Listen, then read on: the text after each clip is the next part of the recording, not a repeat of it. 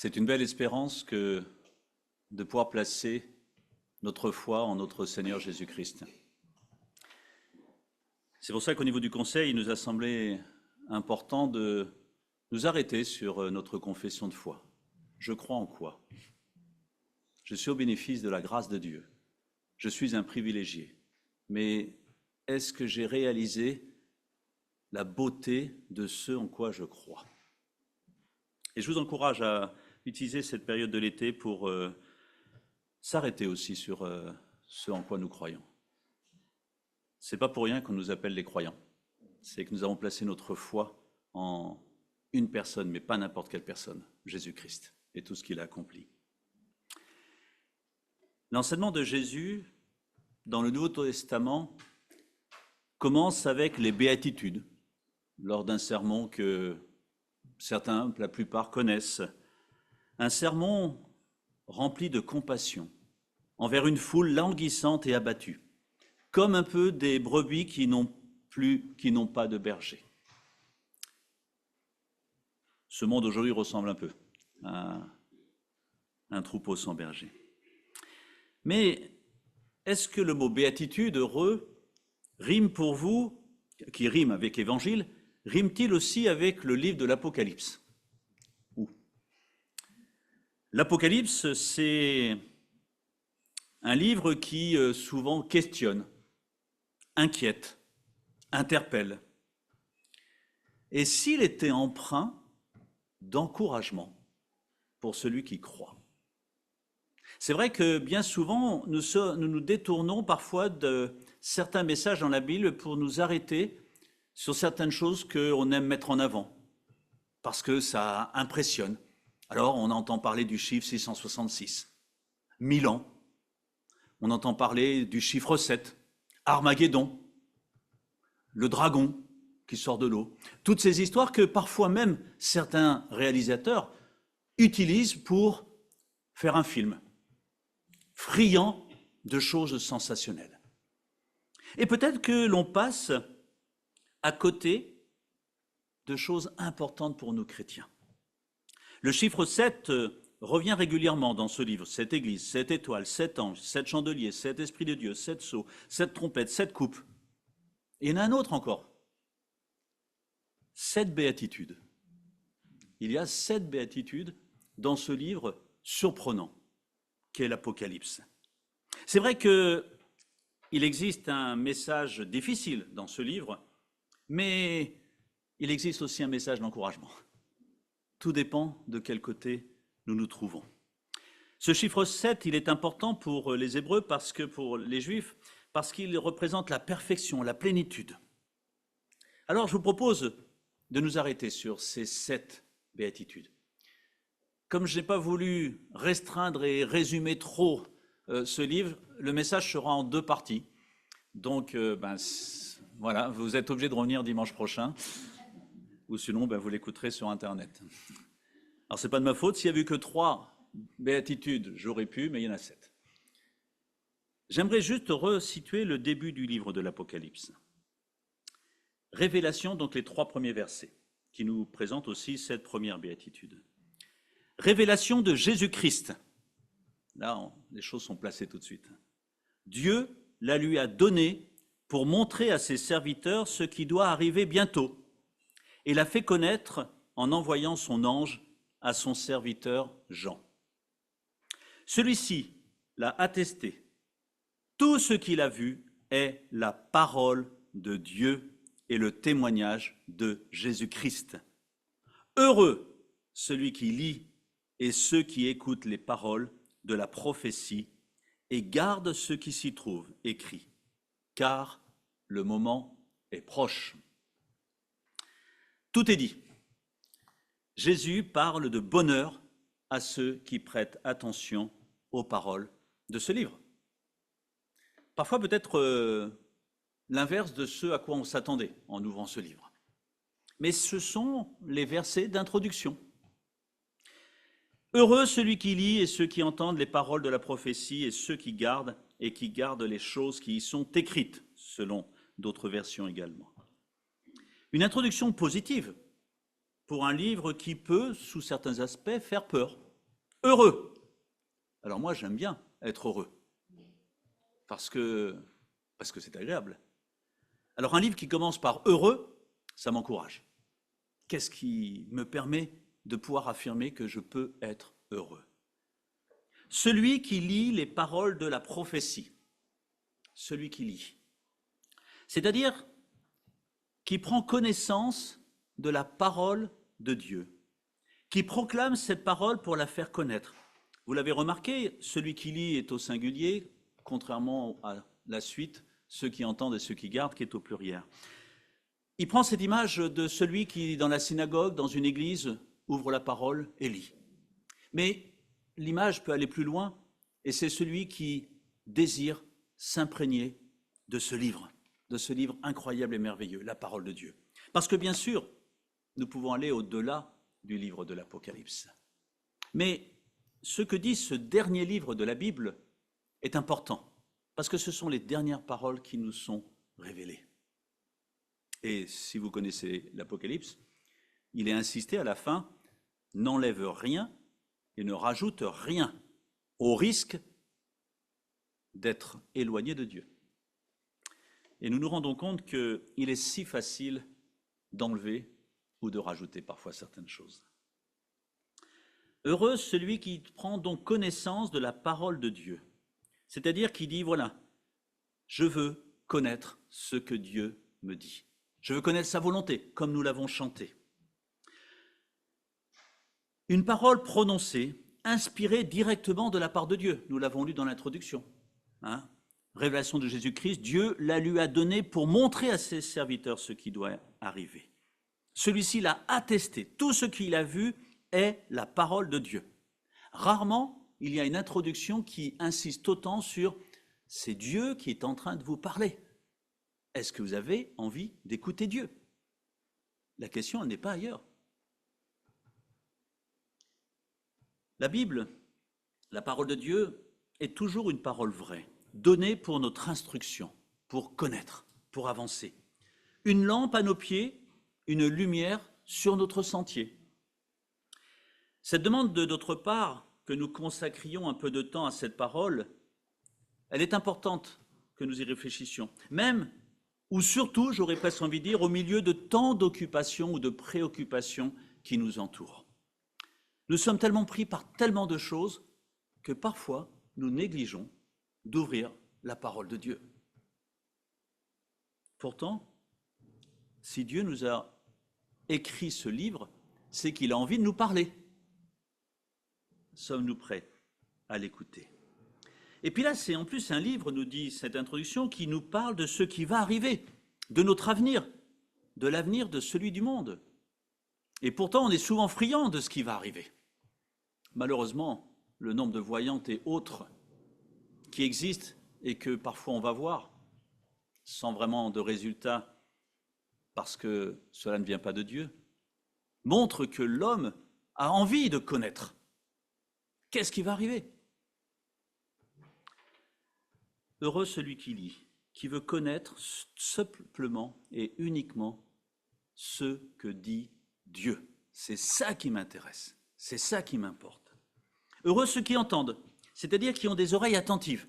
Alors ce sujet, on y revient régulièrement. Le verbe employé ici signifie saisir avec l'intelligence, c'est-à-dire je veux comprendre, je veux savoir, je ne veux pas simplement lire comme je lirais un beau roman, mais je veux recevoir quelque chose de ce livre. Parce que c'est Dieu qui est en train de me parler. Vous savez, c'est tout simplement la graine de la parabole du semeur qui tombe dans la bonne terre. Pourquoi dans la bonne terre? Parce qu'elle veut porter du fruit. En fait, Dieu ne désire pas autre chose que de voir sa parole porter du fruit en nous. Il ne nous a pas envoyé sa parole pour nous casser les pieds tous les matins en nous disant « tu prends 5 minutes et puis sinon tu es un mauvais chrétien ». Non.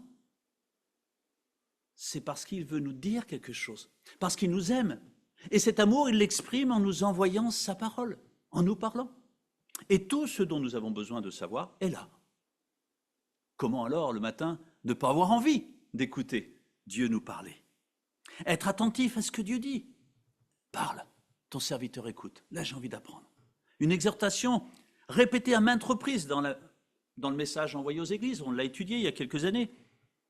Il nous faut intégrer le message de Dieu dans notre cœur et dans notre vie.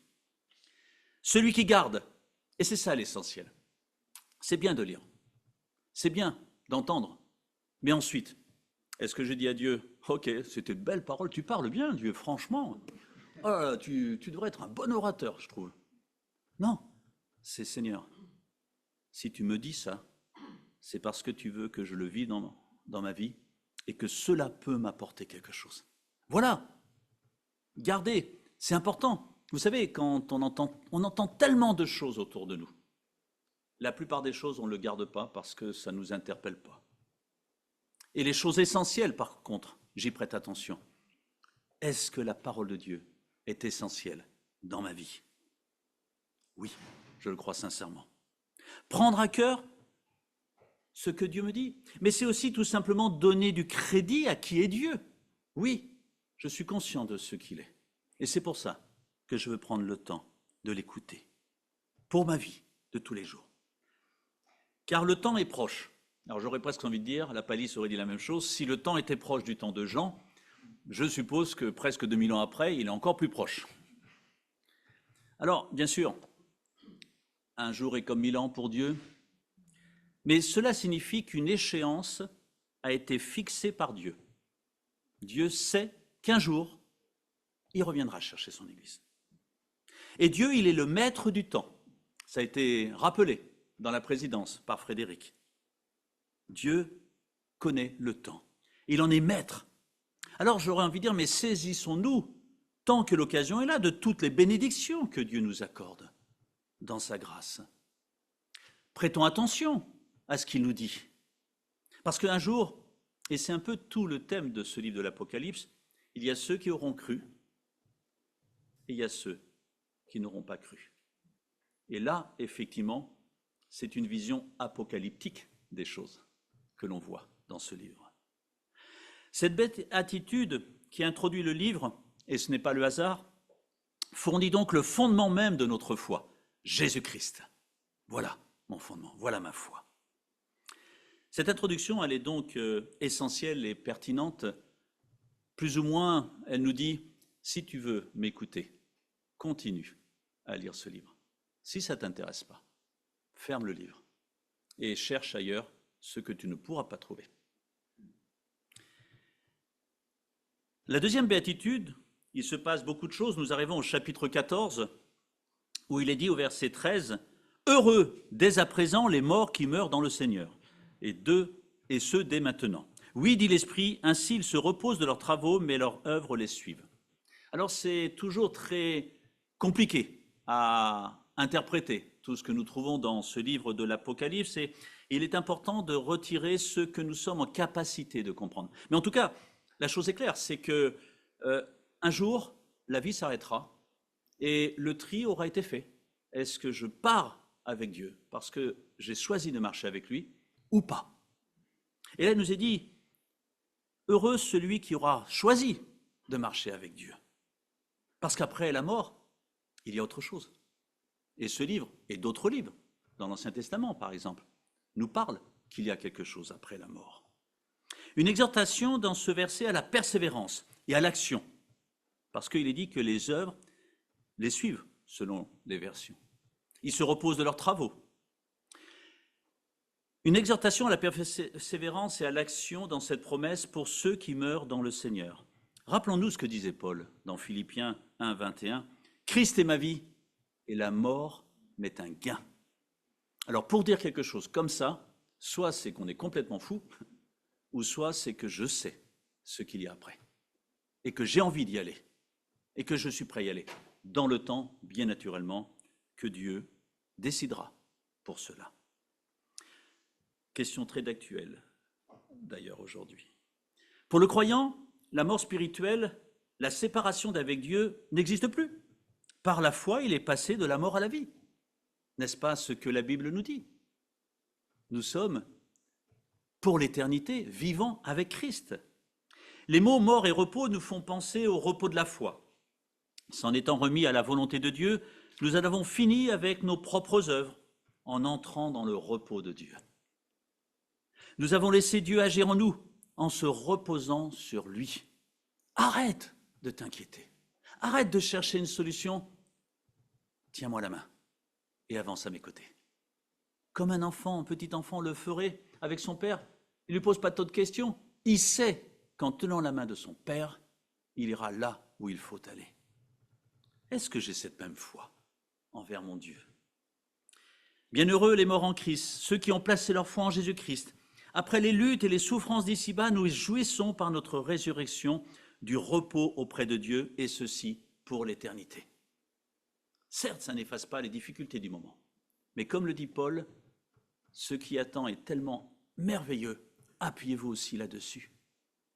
Et surtout, faites le bon choix. Leur œuvre les suit. Très intéressant, parce que, on le sait très bien, on n'est pas sauvé par les œuvres. On est sauvé par la foi, par la grâce. Et on pourrait se dire, faisons ce que nous voulons, puisque Dieu, dans sa grâce, nous pardonne. Vivons, mangeons et mourons. Mais il y a aussi tous ces textes qui nous rappellent que Jésus dit, où les disciples posent la question, mais quand t'avons-nous donné à manger ou quand t'avons-nous fait ceci? Et Jésus de répondre, c'est quand vous l'avez fait à l'un de mes enfants, quand vous l'avez fait à votre prochain. Dieu donne de l'importance aux œuvres que nous accomplissons, pas dans le but de nous sauver, ça il l'a accompli sur la croix, mais dans le but de dire, est-ce que tu es conscient de tout ce que j'ai fait pour toi et comment pourrais-tu négliger tous ceux qui sont autour de toi? Pourquoi ne pourrais-tu pas partager un petit peu de cet amour que je t'ai donné envers les autres? Cela devrait nous interpeller le matin. Qu'est-ce que je peux faire pour les autres? Plutôt que centrer sur nous, qu'est-ce que moi je vais faire aujourd'hui? Qu'est-ce que j'ai envie de faire? Ou parfois, qu'est-ce que les autres pourraient faire pour moi? Réfléchissons à cette notion des œuvres et des travaux, parce que pour que Dieu les mette en avant, il y a aussi cette notion de récompense. Je n'ai pas le temps de m'arrêter dessus, c'est aussi un sujet qui nous est donné dans la parole de Dieu, qui est important. Parce que oui, et comme le dit Jacques, ce ne sont pas les œuvres qui sauvent, mais les œuvres doivent être une conséquence de mon engagement avec Dieu. Une manière de montrer que j'ai compris ce que Dieu a fait, ce qu'il attend de moi, et ce que je suis capable d'accomplir en tant que nouvelle créature. Les œuvres sont presque comme une preuve. Ça demanderait beaucoup plus de temps de s'arrêter sur cette question, mais réfléchissez quand même, réfléchissons à cela. Troisième béatitude, nous avançons, Apocalypse chapitre 16, verset 15. Heureux celui qui veille et qui garde ses vêtements afin qu'il ne marche pas nu et qu'on ne voit pas sa honte. Là aussi, énigmatique. Qu'est-ce que Dieu est en train de nous dire? Et là encore, on arrive à avoir une interprétation en regardant tout ce qui existe dans la parole de Dieu. Et ça remonte à l'époque d'Adam. Je me suis caché parce que je suis nu. Mais mon ami, tu étais bien nu déjà avant. Qu'est-ce qui s'est passé? Qui t'amène à dire quelque chose comme ça? Qu'est-ce qui amène Jésus à nous dire « Heureux celui qui veille ». Et ça, c'est important. Parce que dans la parole de Dieu, il y a plusieurs fois « veille ». Fais attention. On a parfois l'impression que soit tout nous tombe du ciel, ou je continue à vivre, de toute façon Dieu veut pardonner. Mais Dieu nous dit, tu fais attention, parce qu'un jour tu devras rendre compte aussi, même nous en tant que chrétiens, même si tu es sauvé par grâce. Je ne m'arrête pas aujourd'hui sur cette question. Heureux celui qui veille et qui garde ses vêtements afin qu'il ne marche pas nu et qu'on ne voit pas sa honte. Alors, si on avait eu le temps de lire tout le chapitre 16 dans son entier, vous auriez remarqué que c'est le passage où les 7 anges versent les 7 coupes de la colère de Dieu. Et je peux vous dire que c'est vraiment de la colère. Et c'est vraiment dur ce qui arrive. Cruelle différence dans ce chapitre entre le sort de ceux qui se reposent de leurs travaux et ceux qui seront appelés à subir la colère de Dieu. D'ailleurs, un terme que vous avez sûrement entendu parler, c'est dans ce chapitre qu'on voit dans ces coupes de la colère le rassemblement très connu d'Armageddon. Qui n'a jamais entendu parler d'Armageddon, même si la plupart des gens ne savent pas trop où ça se trouve dans la Bible et de quoi il est question. Mais il y a des films qui s'appellent Armageddon. Comme quoi, les gens connaissent un petit peu qu'il y a des termes dans la Bible qu'il faut reprendre, mais malheureusement, ils ne prennent pas le temps de s'arrêter sur ce que la Bible dit. Et là, donc, le chapitre 16, c'est vraiment une description apocalyptique de cette colère de Dieu. Et ça nous rappelle que, attention, Dieu, sommes sauvés par grâce, nous sommes libérés de sa colère, mais que le jour où sa colère se mettra en route, parce qu'il l'a dit, ce sera terrible. En plein milieu de cette description apocalyptique, le verset 15, seul, isolé, un avertissement, veillez et gardez ses vêtements blancs pour être conviés aux noces de l'agneau, qui sera la béatitude qui suivra après. Voici, je viens comme un voleur, nous dit la Bible, c'est-à-dire veillez, parce que vous ne savez pas quand est-ce que je vais venir. Un chrétien, rappelons-nous, doit veiller sur sa propre vie et se garder pur. Nous sommes dans un monde de plus en plus corrompu, difficile, et nous pouvons facilement nous habituer à ce qui est impur, facilement, même en tant que chrétien. On est entouré par tant de choses qui pourraient nous attirer, la facilité, tout le monde le fait.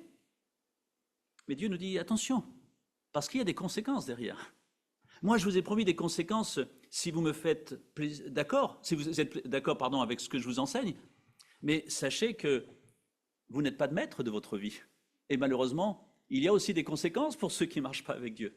Et ça, là, par contre, je suis déjà mort sur la croix pour ça. Mais si vous ne voulez pas de la croix, je ne peux pas vous délivrer et vous accompagner. Le message de la Bible, il est clair dans ce sens. Le monde peut vite nous attirer, soyons honnêtes. Vous n'avez jamais été tenté par quoi que ce soit dans cette salle? Eh bien, bravo, parce que moi, je suis parfois tenté et je dois parfois combattre. Mais Dieu me donne les armes pour cela. C'est ça qui est merveilleux. Mais il faut que j'apprenne à dire non.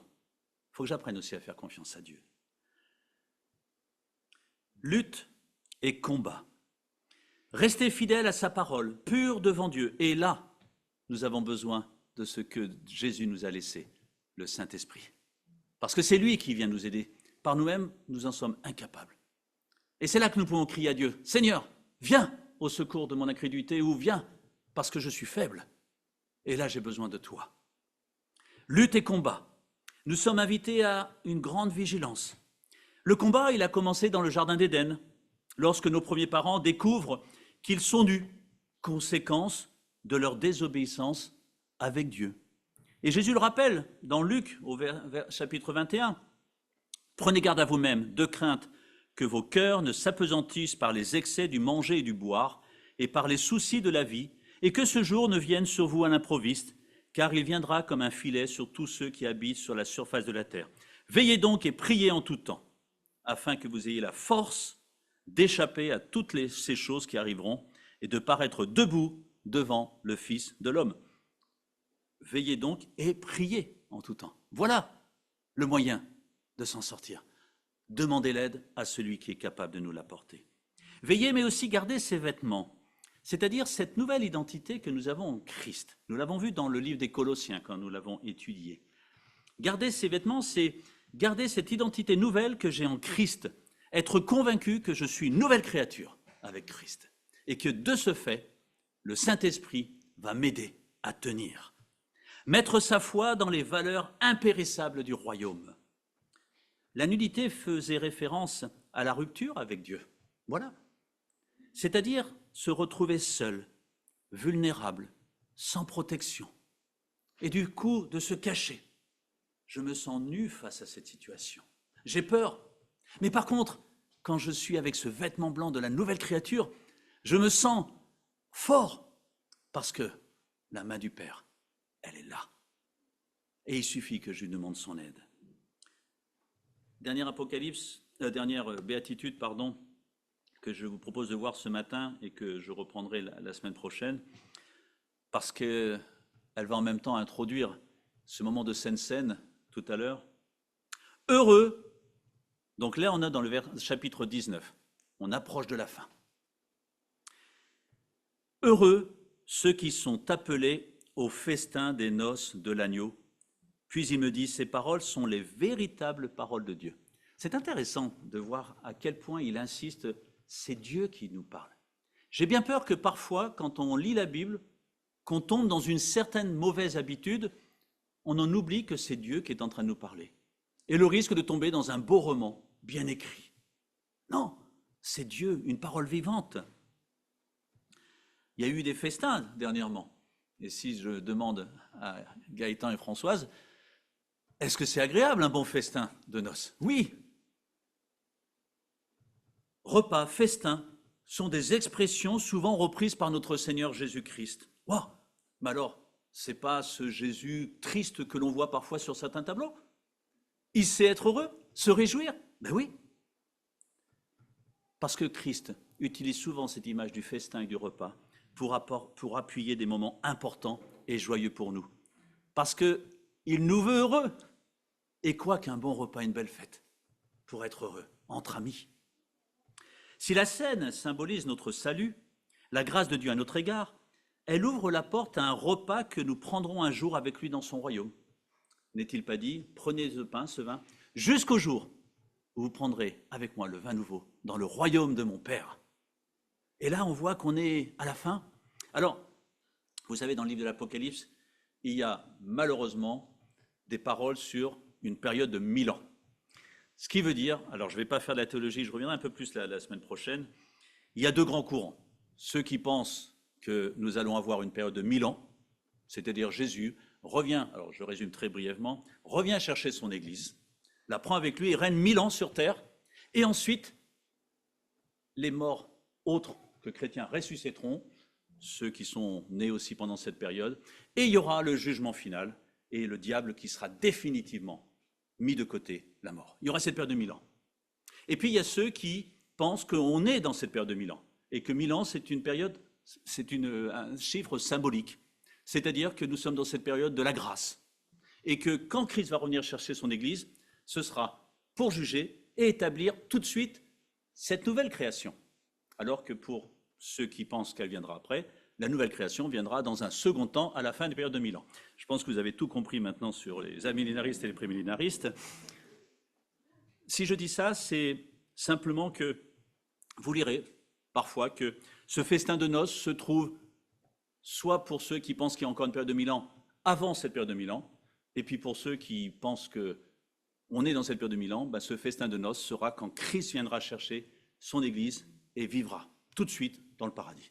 Mais peu importe, ce qui est important, c'est de se dire que je suis invité à ce repas de noces. Je suis un invité.